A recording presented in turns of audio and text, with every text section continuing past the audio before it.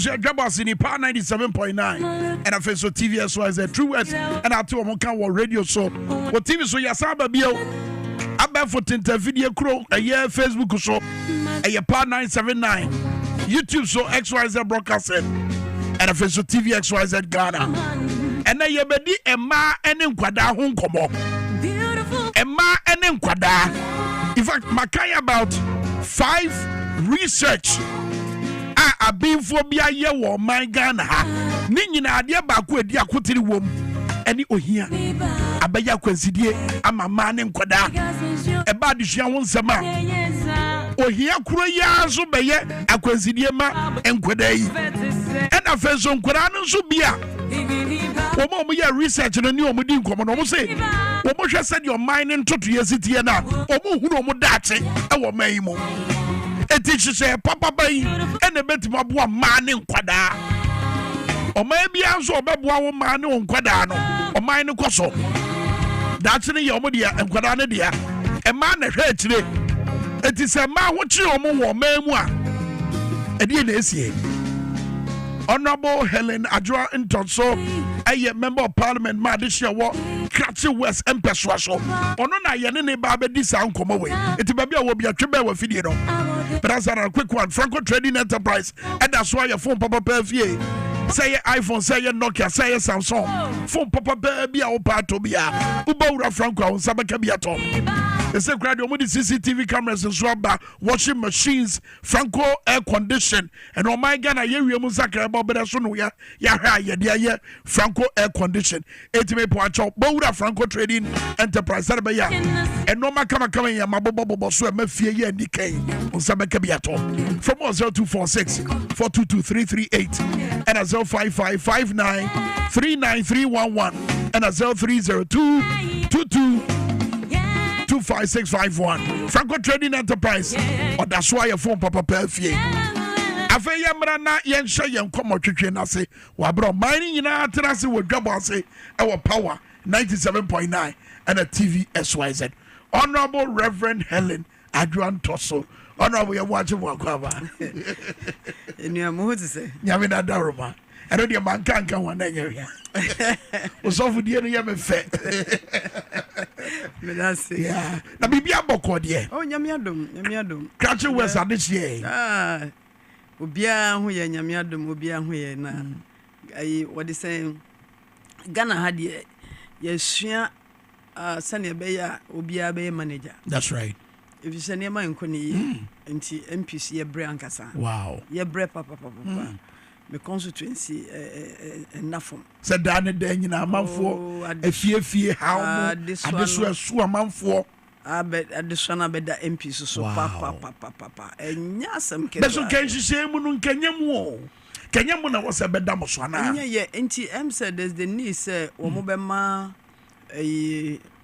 NCC omema woska to sensitize the people say akwan a enye MP adwuma say school say enye MP adwuma say nyinam kania enye MP adwuma nsuo tu enye MP adwuma but say no esia no say aban nye nti no community bia obekọ omo adesade omo de betu anim okay say enye kwan na ye nsuo say enye nsuo a na ye anyinam kania me krom de ye de enye dum so wow I'm telling you say every 10 minutes ometuma dum kania and by say 20 times besis abre aye kasa me na me katro wow e be the whole day no light in a banso just say so within a second knock off but what you mean chechemu woni ntia etisa my bizarre questions upon questions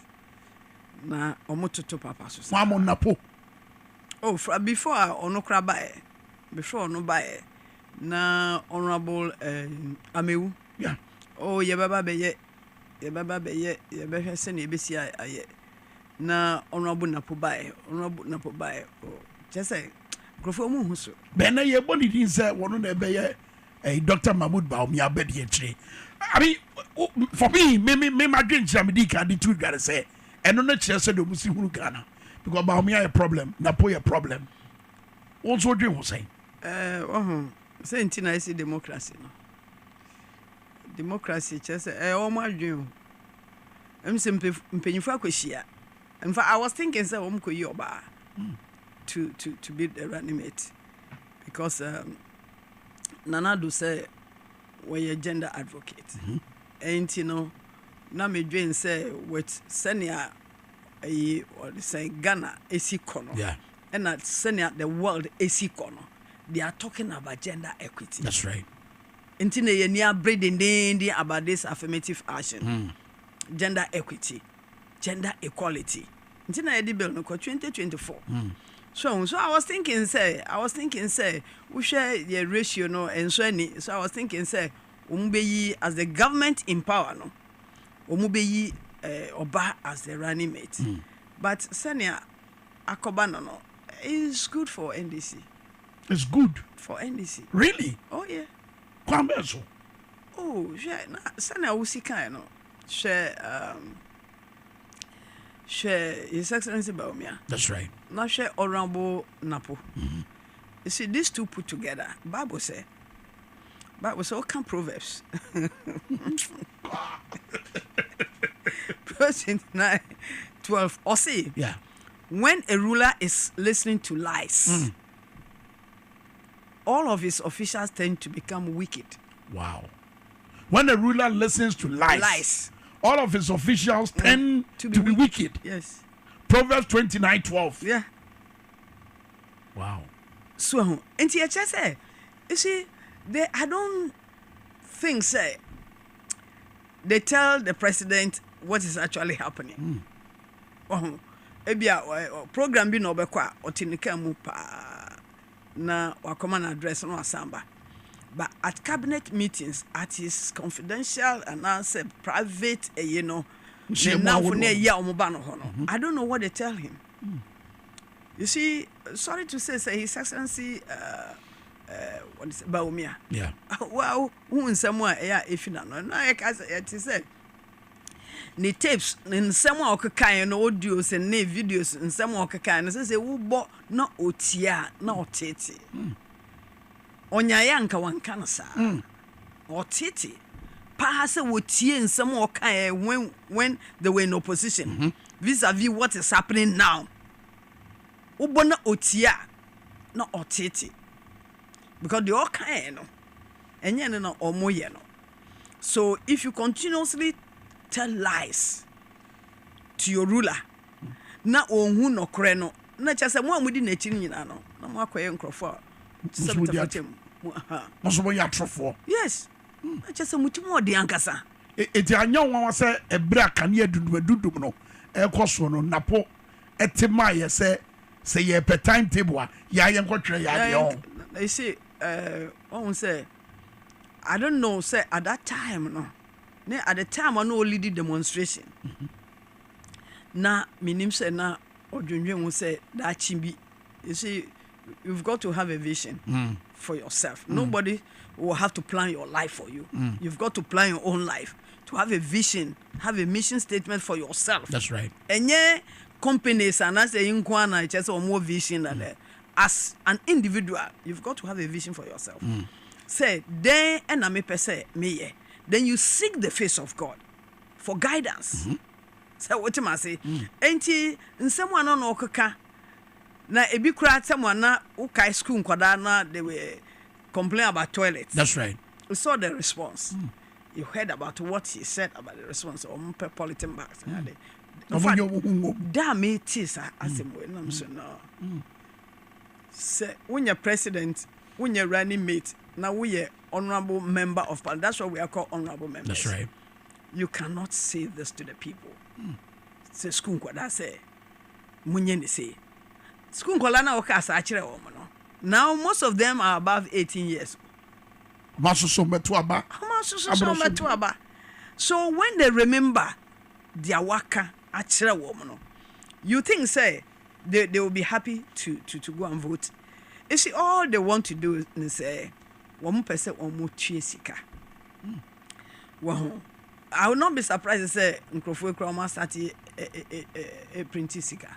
Because the way womo echesika the way omu chesika wote ebia womu PCs ni ade okoha no akomase me constituency say sika o chiche no mfa so di bomu a ebia 20 communities sika o de be ma no at least anko betimi dia to one boho why the teachers cano Fredo the popular name ya Jamwan but or the justice amankwa okay say omo appointing no as CEO for SIF okay social intervention fund na social intervention fund won say World Bank that's right and omo ma say scan na ade yeah and no for say with that position no obechiche sika meanwhile no they are supposed to intervention social intervention that's right so you use the money judiciously say ema ebre say nsemo e ba beka ema ne nkola ho nsem ne e ba beka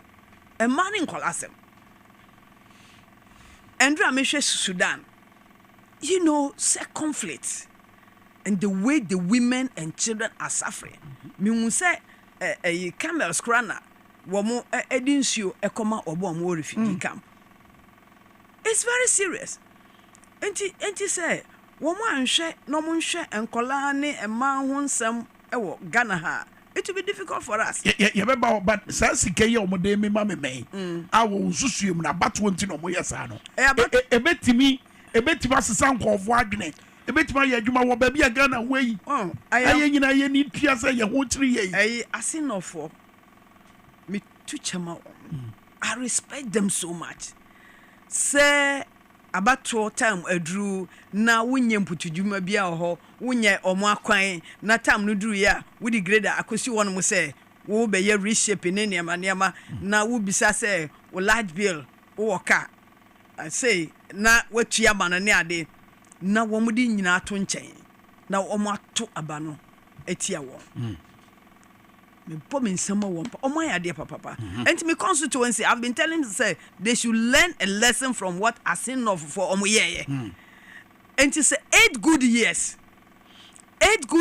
na me MP me use me common fund matu nsuo baako 55 within the last 6 months because when we yet nsuo no nso baby kura obekwa kotu boholo ewo very close to we nya nsuo nwanwa Crutches almost a peninsula.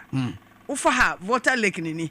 Ufa this side oti ni. That's right. Enti akashe. Mushe vivi ya. One with the no. But you see asam yede. Me bisa question.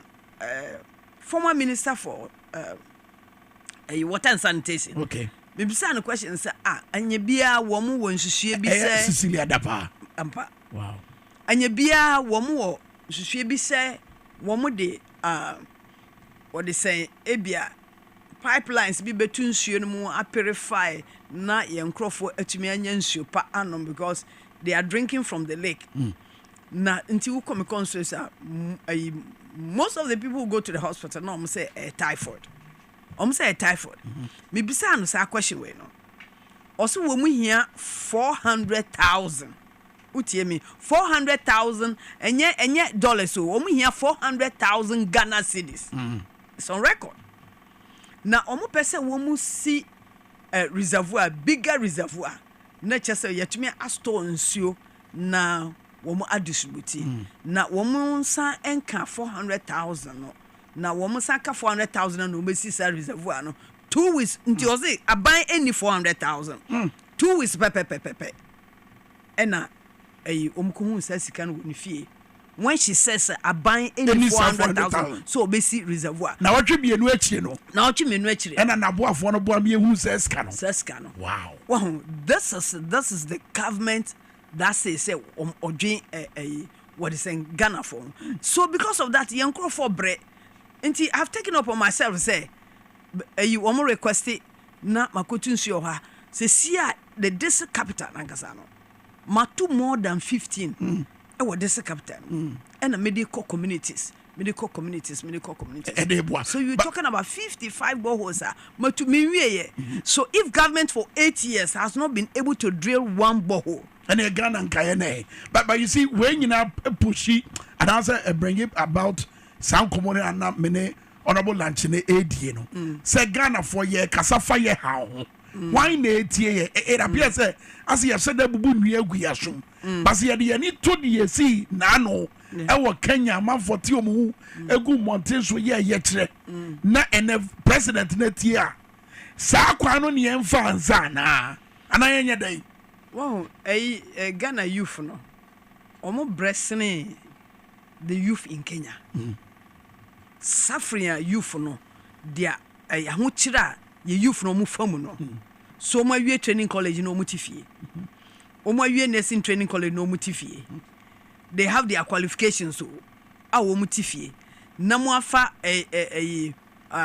omo bebre e wo nakop yeah ena mo koye dede edi omo gina owie mu ye ba be mamu sika ye ba be yesi be seen the most of them no omo nyanya for the past 6 months ebi omo nya omo ye the national service personnel where school where in the national service they are suffering. I meet with them in my constituency. They are suffering. What more Brian Kasa? Because one say national service personnel or the nifi baby no mama and papa anyhow no one kasa omo meme na aduane anywhere to kwan a no ankasa akwa dan a rent na watina mu no age na allowance kakra emba no. What do you expect this person? Then no person would. Nature say ahokira ankasa na within the firm. Okay.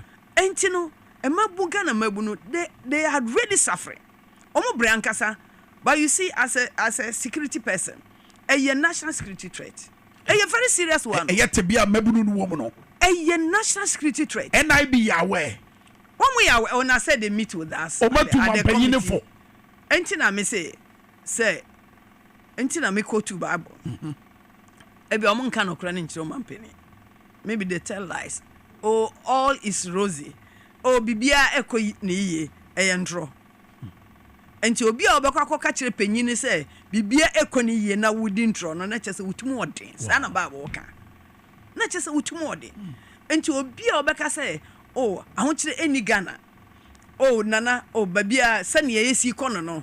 Oh, eyepa NDC for dede no mo ye memfi wo mo niema ekoni ye memfi wo na chese wutimo de ankasa you see the wo kan it appears in omo kasa ampo ba omia kasa na nado kasa asa Ghana foforo no mo wo so bede no metimate yenka wa bra ye tiate so mo no yenka no kra ne nchiro mo a bede no matimi ate ye kasa wa bra ye gusu a ye kasa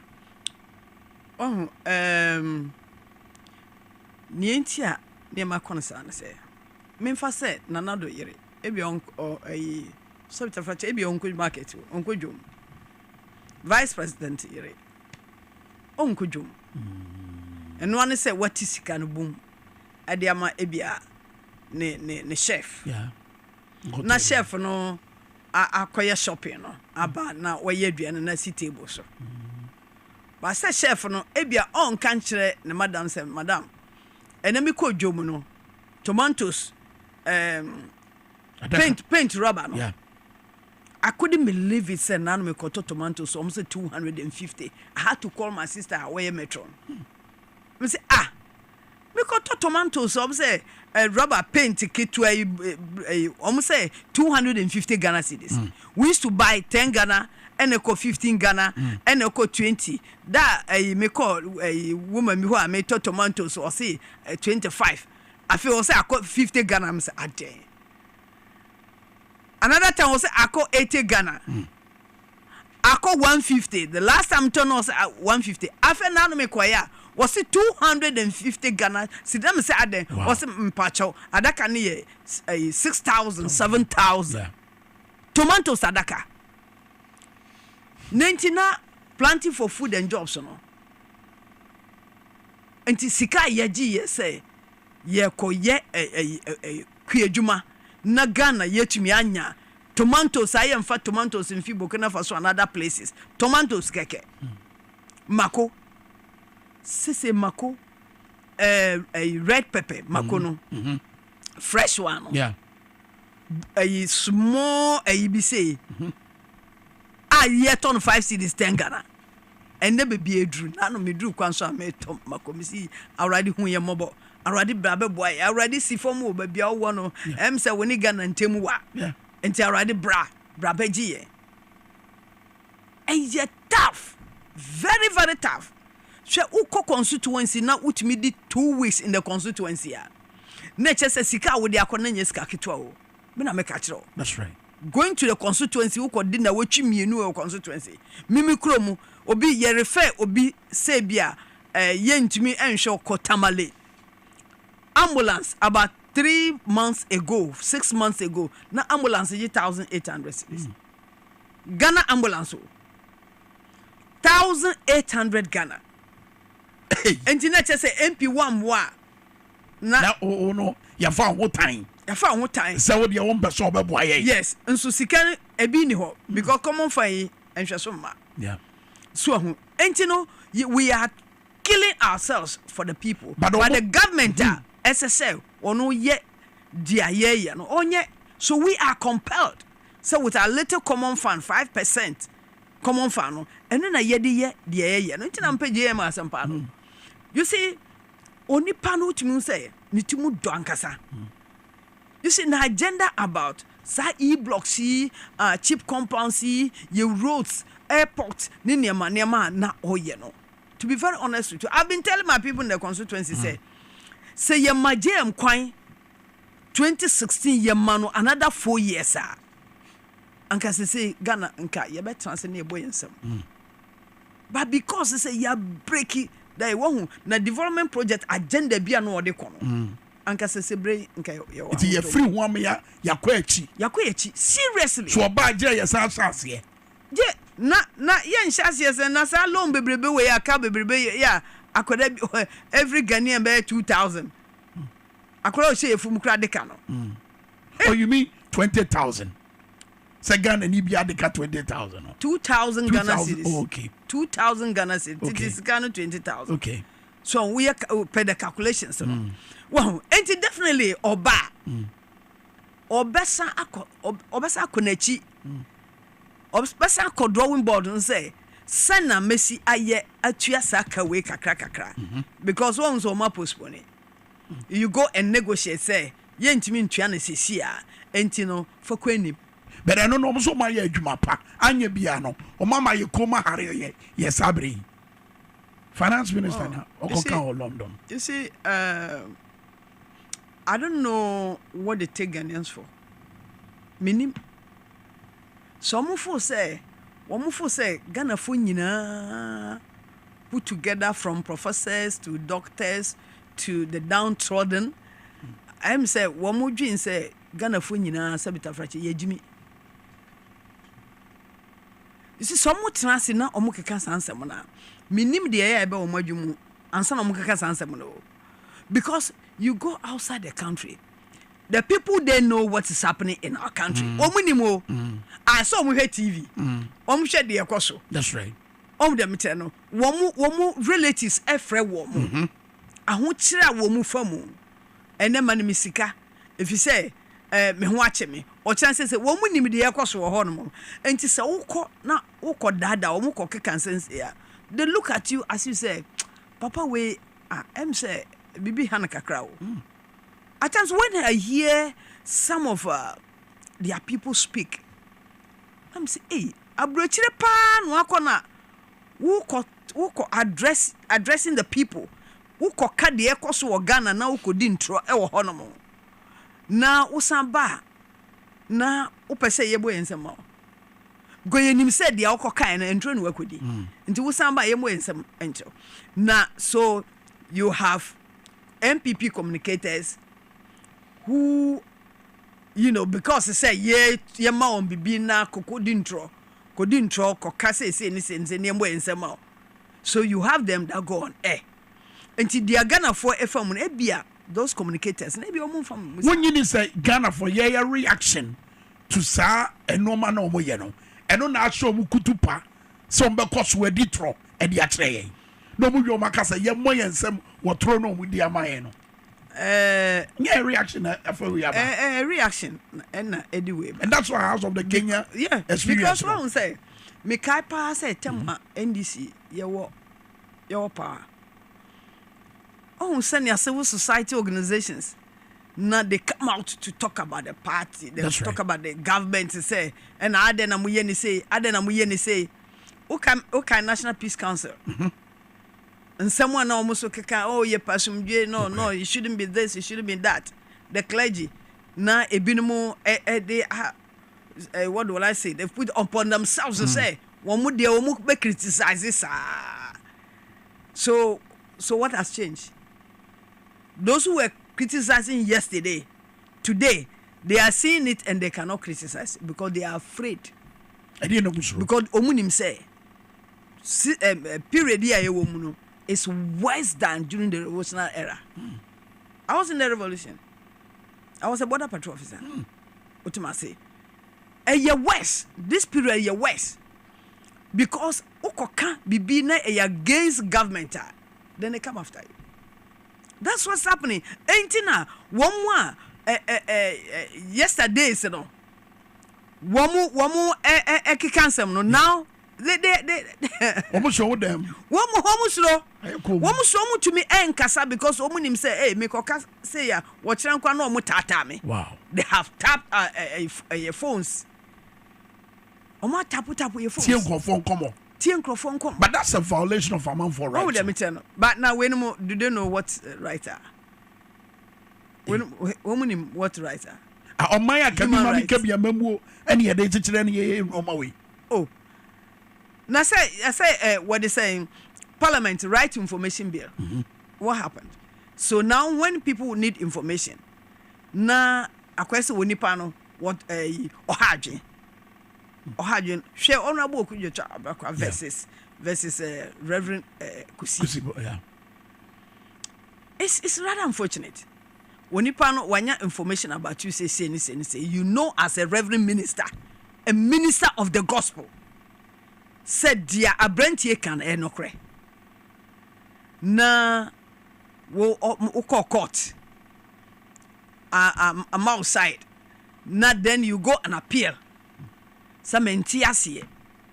It's rather unfortunate. It's a shame to Christianity. Because when he said diawuya no diawuya nti omunyina ka ho bi. Omunyina ka ho bi na President Jane say all is rosy. As a reverend minister, who cathedral when him say sika ya tamodi amamo. You have misused the money. So we shouldn't talk about it. When we are going to it's a big shame. Make cathedral some the and then the loans we are not seeing what you are doing in this country for 8 good years. Na nyamisika would the see nyame dan amano no eno so wadi. Eh na nyame to no hell. You see dia ye dua no eno na ebetwa.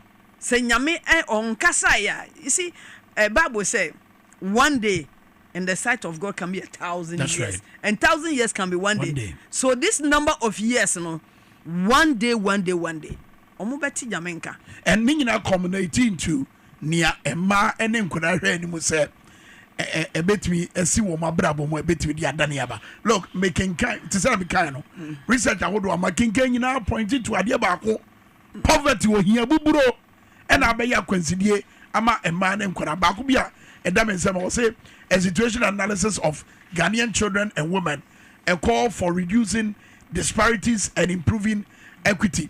A Kanya Bekasafa 2010 said in Ghana drew lower middle income status. Ana Kier said a betima sania bana a swaban for so and yamobia. But even at that period, Numpono, now Ohiasem, Aya Quincy Edema, and Kuna Enema, and a face opportunities I would do a man and Kuna Benya. One can identify problems here. No solutions here, dear. Wabra Obo Ebiswo. Sure, Sunny because solutions, you know. Yeah. You say problems or one education problems or that's right. Women empowerment. And also problem or say be entrepreneurs, women entrepreneurs, say be obesha on kenano, much me a year on person way. And also one gender equality, equity, discrimination against women, and also and the problems in there. But you see, we have to look at the way forward. Because say you see a problems are a man in what I face and also but the way forward and I say well this year 2024 International Women's Day, almost celebration, no, it was about investing in women for progress. Or see, if you don't invest in women, no, woman, no, and you know, this year that was the team. And I don't forget to say, I need a Koti, what they say, or the full name here, James, my missing second one, Quadril. Okay, agree. Okay. Eya na ye continue in part. Okay. But the mami continue in full. Sure. Ninti okasa. Or see, the surest way to keep people down is to educate men and neglect women. But or see, I wish I can explain this in Chiba. No, or see, the surest way to keep people down is to educate men and neglect women. Okay. The surest way. A choir will be to my fashion. Edi nipa asefom. And I say, woman nipa enkosro. And they say, ube fa di shia kwaso. Atiti mema. Nuejama. Correct for 3 points. Quite agree in the class as a way. On a casa. And or starting with this. And sana or to us to say, so if you educate a man, you simply educate an individual. But if you educate a woman, you educate a whole nation. And as I said, when Okan in 1927, 1927, you were 2024. You share bibi and feed their papa no aka. 1927, look at the difference. 2024, so many years after this man advised. With the ma, with the what they say, a ma ashe form. Akamashe. Then you want to concentrate in developing a member. Unko babia, there wouldn't be any progress because say, me fa say, wo ejumum. Yeah. Anything that happens, no. Ubong say she'll be the first even to call you. That's right. And member no call. And look at in those days, one said no kawe. In those days, same year a man in the wofie and no way into whatever happens, no or banu and kwalano any wofie. Bema no call. So it is the woman who is training the children. And in training, say mimi one kwala 3, 4, 5. When I'm training them, another woman is also training. You are training a nation. A nation is developing. What am I saying? But who person concentrate on the men, you have nowhere to go. And no, put be a Emma. Until all advices are. Until I was thinking, saying, but now no, na yesua bibi efi there. Okay, and say, Mamunka Emma and she, Mumma and Ma. They should also come to the limelight in decision making, in political appointments in Nema. So what am I saying? And what kind of sa.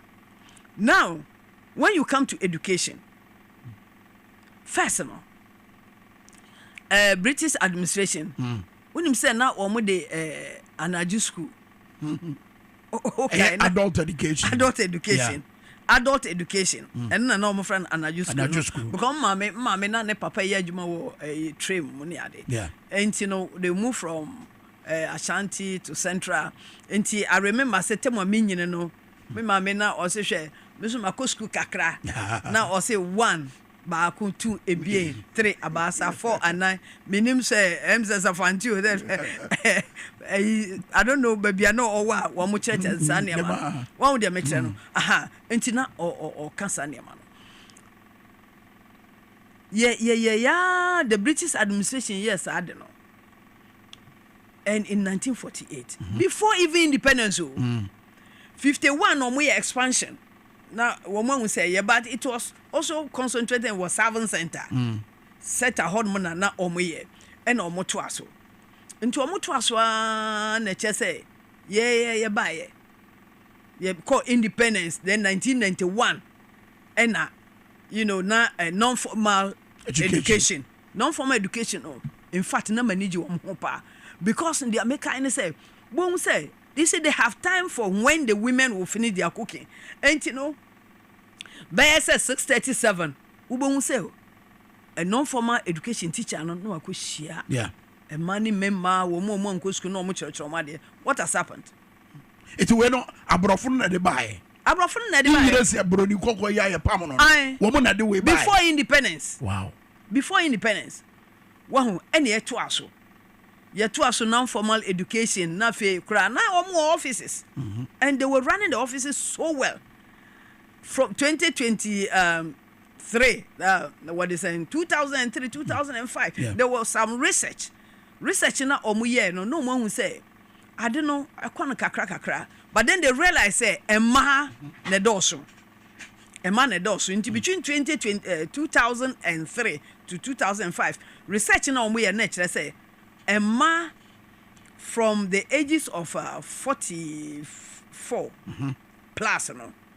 omo a wo mo kọ adusua no na 27% ma na 18% mema what am I say that wo hwe na omo ba I will give you the figures because wo frame no na wo ba 20 wo mo a omanya above 45 12% ma mema 8% what am I say yeah now uba what they saying between 15 years to 24 years 18% AMA and 12% AMA. So in short you realize the women were more interested in this type of education because one opportunity no say omubeko school dem ni ade and omu concentrate say me so anaju school no so be non-formal education then Ghana, we are very good at reinventing.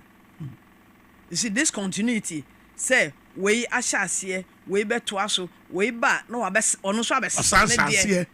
And we are just reinventing the same, you know. It's not 2 years ye try. Ye try ho. Ye jina fako. Ye jina fako ni ye try ho. 1948, you know, almost started sideways. I see this time. We haven't got to anywhere. So say, Emano.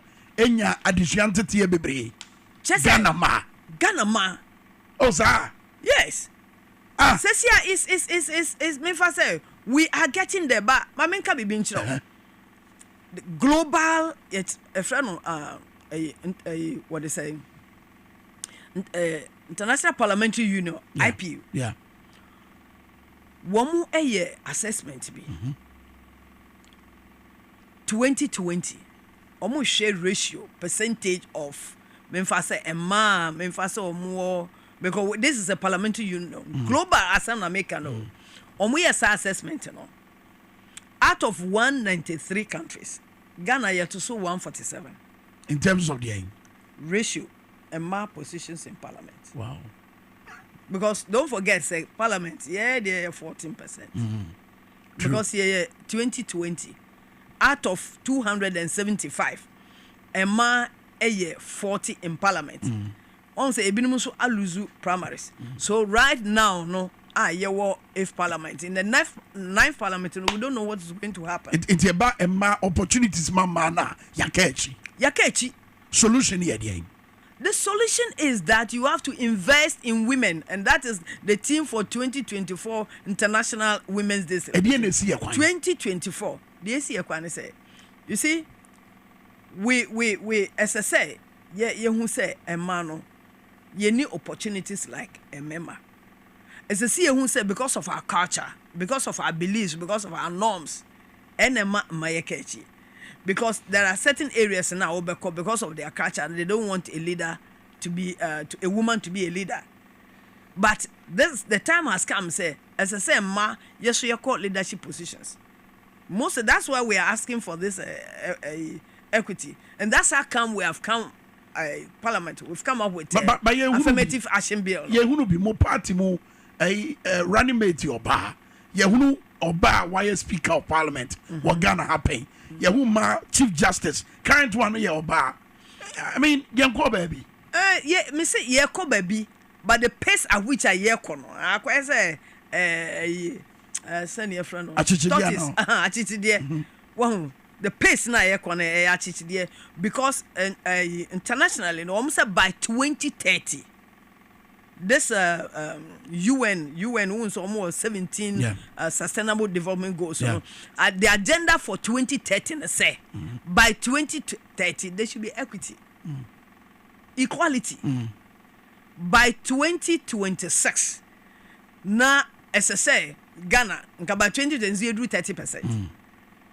But baby, no time may end a year do 30, 40, let me do 50%. Okay. What by 2030? What baby, I do the count be tina a ba or here once a man. Down the you know, you can say man a dorsal. A man a dorsal, and don't forget, say a man a dorsal or Ghana 51.2%. And a man just a dorsal cinema.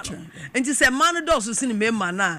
When it comes to what they say, near maybe to develop the country now, the priority should go to women. When it comes to decision making, as I say, yes, so more your voice. It should be more women. You go to this assembly elections, you know, and mass and assembly, no. One with them, over parliament and mass.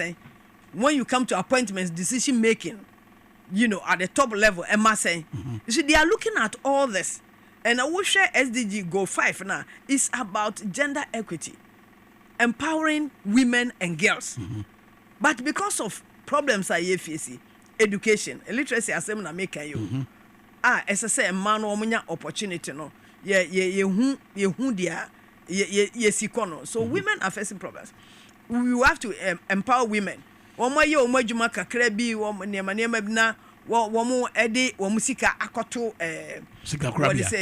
krabia na adeche ya say sika monsanka. You can imagine the frustrations that women will go through. And ma what they say, if you are driving from Accra towards Mimi constituency, say women are really into farming activities. That's right. Have we empowered them to be able to say, well, ajuma omuyano yamonska, yes, planting for food and jobs. And man now womu echo into farming activities, you know, and what ben yet me ediabwa woman.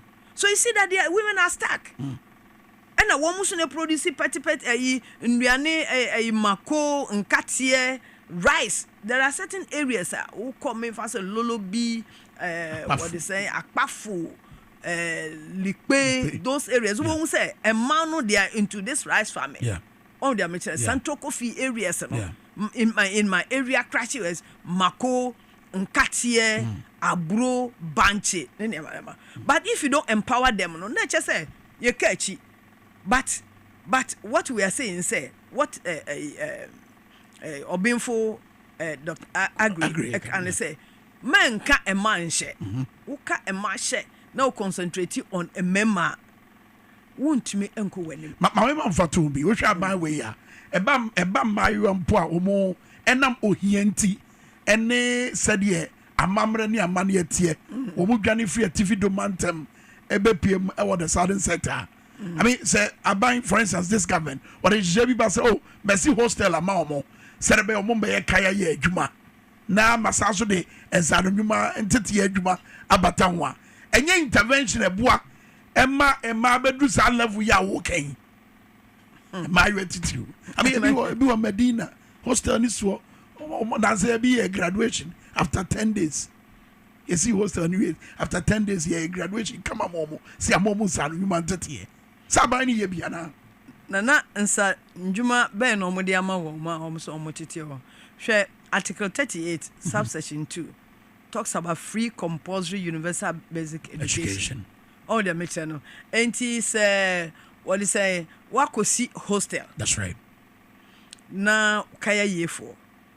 Me a ranking for gender committee. Gender children social protection. That's once they are under social protection. Wako see hostel amawo. Okay, or more honomo. Are you feeding them? Hostel na wesi amawo. Are you feeding them? And now muko she hostel mukeke.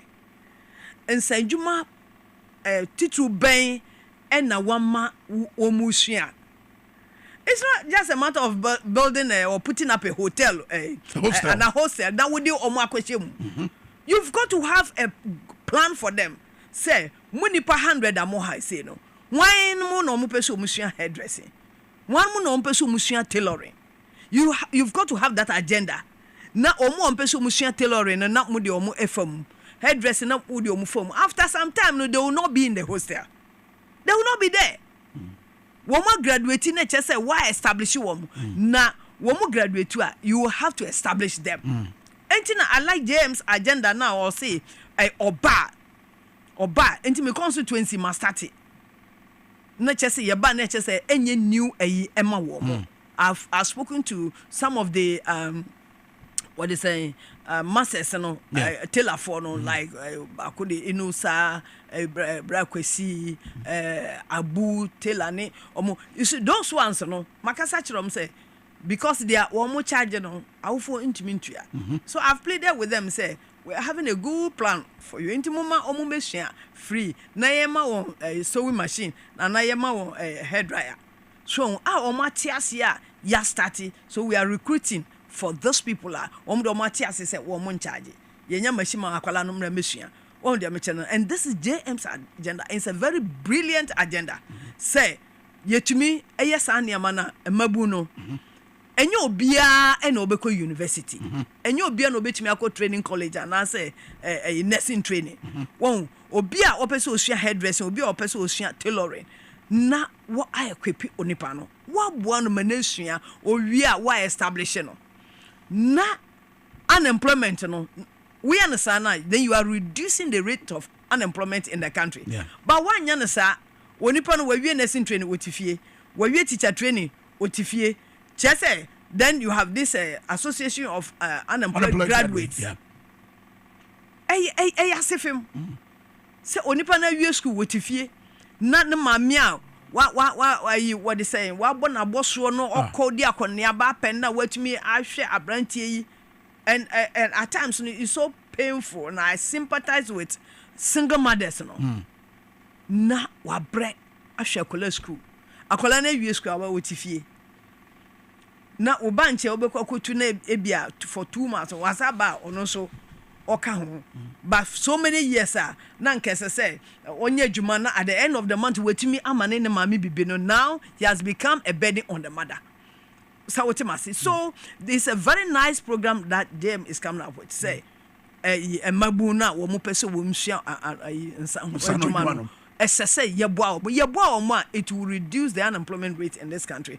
But this government and me who plans on war ought to be very honest with you. Another research say in the early parts of 2017 MPP for implementing free SHS no anye biano awo for no basika mbetria na omode atua nkora no school fees na sa bed na fro mo so it wono no hunu say kwan bie the try research no e wonu say kwan bie bi ma enkwara no so benye obetimanya access to education intervention papa enkwara bo won sema sure intervention also that one I will not say any intervention no. But when it is not properly done then there's a problem because also enkwara no free education free at the end of it no any free because niema wom be chro ama nkola no se wom ntoto akola no ebeko suku a prospectus a omde be ma akola no enkrantie what they say chese list who list na na oyemu hyehyew enti we no free don't want to spend it because first na wom tua school fees no na sa prospectus no na entesa okay na entesa. Then secondly akola no first no what I know ni say bia krachi obeso a day student obey day student wo krachi but say computer no e pick no say koye wo krachi say koye day student e wo KJB ana koye day student wo garu timpane na akola no kohwa na okopedan am akola no na so ye abayua at the end of the month ne mame e mane ni sika then akola no be that's how come no when we say teenage pregnancy in schools no I increase Seriously, because I'm a member of the general committee. I'm ranking. Yoko, Eastern Regions. The Queen Mothers came and met with us as a committee. Yes. Wow. And they were so angry about Nkola Dudua Womusu Womafa Yefu as a result of this free senior high school poor implementation. Poor implementation. Okay. They were so angry. I think 2 years ago or so. So that time, I think Central Region was leading and I'm say Upper East also, and so it at a point of water crana woman figures and very high. Oh, the material. So obia woman of free education. At the end of it, no be a burden. So which one will you choose? Will you choose the free education? Akolano or a day student or 1 hour for ncha wo monitor ne kone ne ba. Vis-a-vis say, oh, free education ain't no. What they say, me bano, ya de no baby a, SSO or modernoko, na mituamo, then you know which you so. And at this sort of traffic light arrangement, you know, in the schools, say, when mo court na when mo ba, or mo just some few, recently me coffee, bin anabi, what they say, one more than what they say, hope. Na obae within a version also almost could be almost within 2 weeks now omukwa omuba omubedi say 2 months or something me cry I monitor this kind of things because because beto akwala within some few you are called 2 weeks oh almost a month and breath you know betina few be 1 month akwala if 1 month 2 months and you know it's good. But the implementation no bad. Eti momo nhye ya mo de besiesie sare ye de. Enti say his excellency JM Koka baby say oba e be review no. E na enti review no e na omo communicate say JM say ono de oba obetwam. So when I make no. As so must settle on improve. Almost settle on improve. Now improve no review no. What? Almost improve no more pay. Review no. Almost pay review. There be almost review and just ye chem. By improve no na ye. It is say affirmative action. Yeah. Boss. A member be almost pay equality. Almost pay when you talk about equality no money in you, but when you talk about equity though, and the money equity they don't have a problem. By equality they have a problem. And then we now when we no review no they have a problem with it, but improve no they don't have a problem with it. Now improve no cry away so because so ye be not say you want to improve upon it and nature say one year grant you want to improve it and he say review no it makes sense so but improving in whatever you are doing and nature say the way no atosi into person but it means that when you mo ya adwen say yensie me boa yenina yensie no because say no mo si ekono no enko ne yie there are serious problems and Kolano face difficulties. And that's the reason why because they don't want the children to fail no because free education na and Kolano fair report. That's why they are spending a lot of money in printing Apo papers. That's right. I hear past questions or no? Past questions Apo. Because when we're in secondary school no Pasco no one or Baka pay with Pasco papers no one go to have say questions in be drop one and yes and but if the children are suffering then you spend so much money in the printing of Pasco amankolana na sabita frache nyansa sembe so why don't you equip the children to be able to learn than spend a lot of money in printing papers to say, they come out, no go through. Equip the children to be able to learn. Very conducive learning environment. No much more than giving them apple on their material. And you know, I think say the time has come. Say almost improve no, and the end chance papa no more if they don't want to use the word review. Now per se improve there. Then they have a long way to go. They've got to sit down, round table, conference be no mama experts be and so I'm making inputs. Look, I like this affirmative action. Oh, ne I refer na yakoshia na CCD CDD na Center for that Center for Democratic Development. Yeah. And sana ASEPA. Oh, civil society organizations may say, you know, woman being, they come and giving us ideas in them. Yeah. Very good. And he said, woman said they've got to improve there. And the woman pay a being for be like Professor Jenana. Wow, no say no. To come in whatever they want to do, not what you mean advice. So it's good to say she's a running mate. But if they don't need her services, say, obey me advice you woman, ba obey advice ye. Na ye the niama atu. Okay. The chat will obey the message about far and kwada omugu street so any wo ususu mu no anase or kasem was it mean putu na fatudwa. And she said, Papa, a bit of a bomo. And no man for two said, Nano, hostel yo musima kaya yo fwe. A mumma could free shro, but she from Bofom we. It is a bank quadas and Coranasano, or Bambona, dear ye bit my ye, and you found a face with your better to a affirmative action bill, no, the Jinama, and Fasudia be free, and the but measures of a free and ground protection. And call share me a early childhood development professional trained in the UK. And you know, now you see, I was talking about women. Yes. I was going to come to children. That's right. So it's good. You see, when you train the child very well from the beginning, when you are street so yeah, education system, we have to look at it again. Because I've been saying, nobody builds on a weak foundation. Who consider ya foundation is weaker? I don't know ain't mean you. Wow, ain't no early childhood development, as I say, we are neglecting the children. We are thinking about the adults and neglecting the toddlers. Toddlers, as I say, one class you go to some of the nursery schools and say, Marco Commission, nursery school, see a word crow. And Kolan baby omoteno.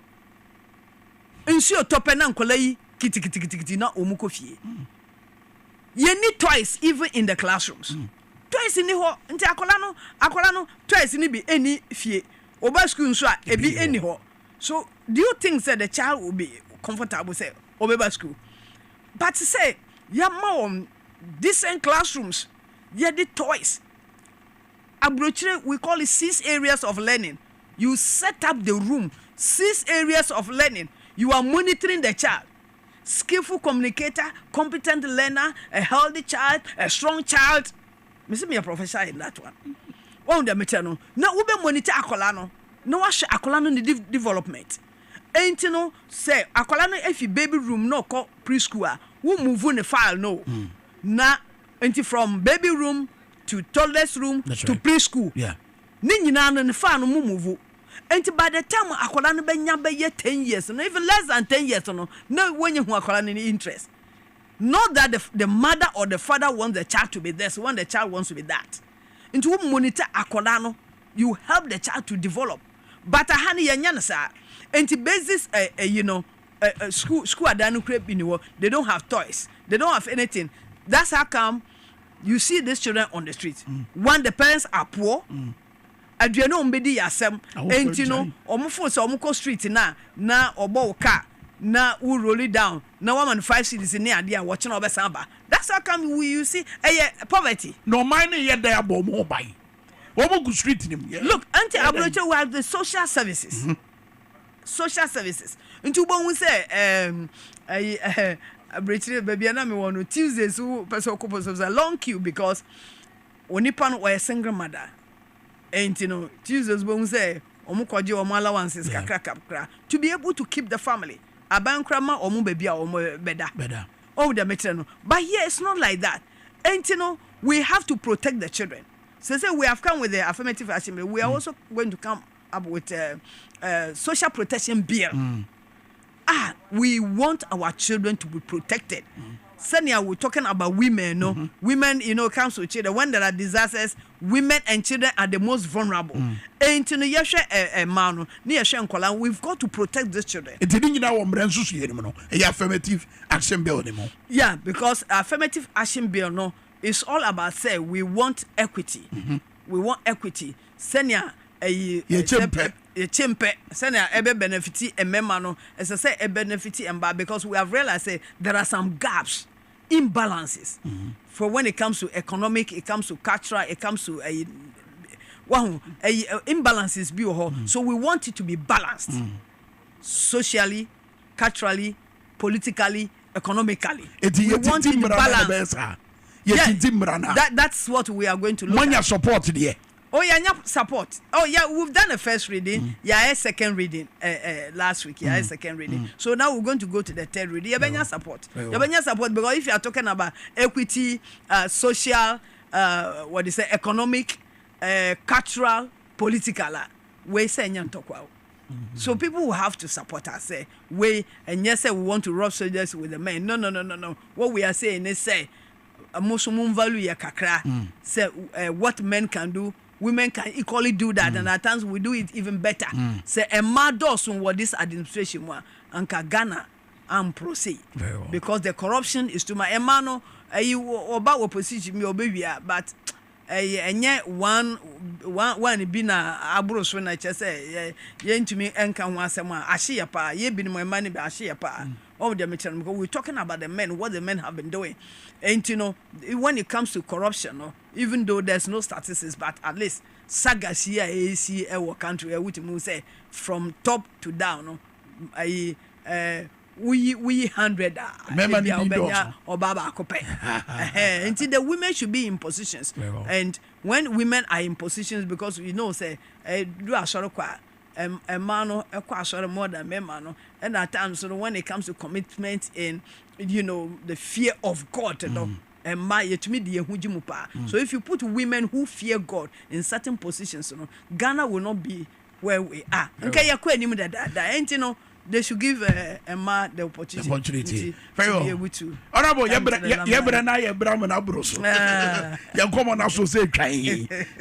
another time you bet to so now. You said you know my basic, but I say, and Obra with Yamaya.